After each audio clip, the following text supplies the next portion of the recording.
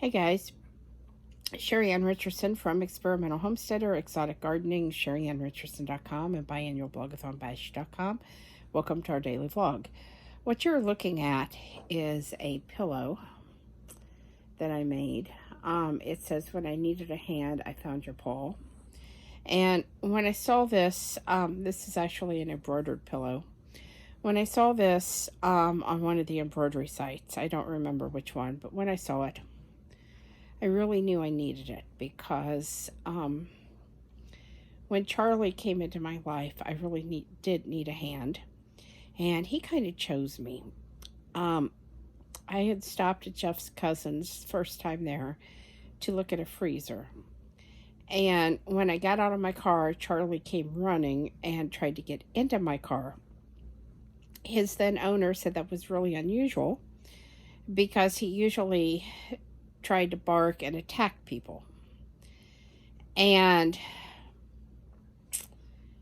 I found that odd because Charlie was just the friendliest little guy ever, and all over me and wanting pets and trying to get in my car when I left. And they were moving. They had a St. Bernard, and they said they was going to get rid of him. And I said something to Jeff, and he said, "Do you really want a St. Bernard?" And I said, "I don't know." I said, that's kind of big." I said, "I really like the smaller dog." And I said, "But that's not the one they're going to get rid of." And I said, he's the same color as Angel, about the same size, maybe a little smaller. And I was just really taken with Charlie. I kept thinking about him. About a month or so later, maybe 2 months, Jeff got a phone call asking if he wanted Charlie because they had decided to keep the St. Bernard and get rid of Charlie. And Jeff asked me, and I said, "Which one is that?" And he said, "It's the little yellow one that you like." And I said, "Yes." So he went and he got Charlie. And Charlie is just such a blessing. As some of you know, I had lost my husband. I had lost my dog of, I believe, 15 years. I'd had Angel since he was 2 weeks old. And just about 11 months after Jerry died, Charlie passed. And I was there at the vet with him that day. We had him put down, and he lived here literally until it was his time. That morning I had got up, and he couldn't walk. He couldn't stand up, and I knew there was nothing more we could do. And I did take him to the vet, and the vet said, "This is it. He's had a long life, longer than most dogs of his breed, and there's nothing else we can do." So we had him put down, and I stayed with him until the end, and just bawled my eyes out all the way home. And then it was a long time before Jeff would agree to let me get a dog. I was quite surprised when he asked me if I wanted Charlie because he was still on the fence of not wanting a dog. And so we got him, and as soon as we got home, I seen that ferocious attitude of barking and wanting to attack people. We had some people here. We was having a garage sale, and Charlie got out of the car, and he immediately started showing his attitude. He definitely does not like strangers, and when someone comes to the door, he stands his ground and lets them know, I'm here and I'm going to protect. So, but he's the sweetest boy, and once people come in and I tell him it's okay, he'll settle right down. So definitely he brought me out of a lot of the depression that I was feeling and made me a lot happier. So, like I said, when I saw this, I just knew I had to make it. And I have it in the chair, so both of us could sit in the chair and use the pillow. Charlie has been sniffing it and laying on it, and it is made out of minky because I wanted something really soft. And so I just think that this saying was just perfect. In other news, I have a new survival diary post up on the blog.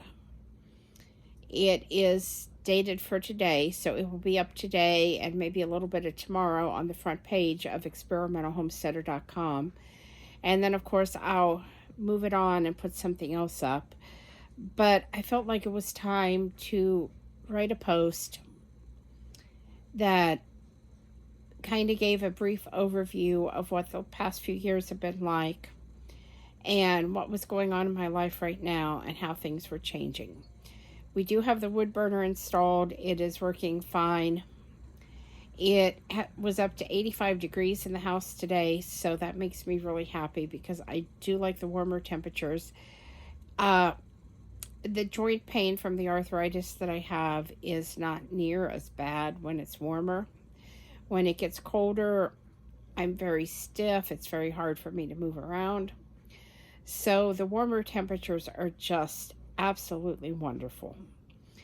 And I'm also thinking because of how much heat it's putting out, I'm going to be able to possibly open up that small greenhouse that's attached to the side of the house and get some heat out there and get some seedlings started, which will be so nice to have their own spot, have their own water source, and not have to carry water all over the house and try to deal with grow lights everywhere and, seed flats everywhere and all that. So I'm definitely looking forward to possibly being able to get that done. Jeff has a day off coming up on Saturday. And I don't know what he's going to do then, but he's been outside every night hauling wood. He's using the van, and I'm not sure why he's using that instead of the truck, but whatever gets the job done. So he's been bringing wood up, and it's kind of misty, rainy outside today, but I know he said he was going to have to split some wood when he got home tonight because some of the pieces are too big to go in the wood burner. But things are definitely looking up, and I'm feeling more like I'm getting back into my homesteading lifestyle. I'm going to be able to get back into more of the prepping and get more into survival mode because, frankly, I'm kind of worried about what might be happening with the potential Trump impeachment. I'm worried about who might be in the presidential office next year. I'm worried about all the gun control issues that are going on, the food stamp issues that were actually signed into law in the 1990s. They're just taking effect now this year. But a lot of people are going to be losing their food stamps. And I could see where all of the issues going on could create some potential problems. Crime rate going up, possible riots, more theft, because even though people are going to lose their food stamps, people are still going to eat. Make no mistake about that. And I don't believe that there are enough jobs for every person, every adult person between the age ranges that they mentioned to be able to have a 20-hour-a-week job. So I definitely see some major issues about to hit here in the U.S., and never mind the whole issue with Iran and Iraq and what that could lead to. So I'm feeling like, depending on myself and Jeff and being able to provide for us is going to be really critical in the next few months. I don't know how the rest of you feel about that, and I'd love to hear your thoughts in the comments below. Let's have a discussion on this because it's really unnerving. And it's not that I don't feel like I could provide for us, because I do feel that way, but there's a lot of people out there that don't have the skills. They don't know how to grow anything. They don't have any food stocked up. just go to any of your grocery stores and look at the bare shelves. Does this have anything to do with, I believe it was Celadon Trucking shutting down? I don't know. But I do know there are bigger issues going on, as is evidenced by empty shelves in the store. And it's on the grocery side of things, mainly. So my advice to everybody is just start stocking up, even if it's an extra $1 or $2 a week that you spend to do that, and start getting prepared because the next few months could be pretty rocky. So anyway, guys, please subscribe, thumbs up, thumbs down, comments below. Thanks for watching, and have a great night.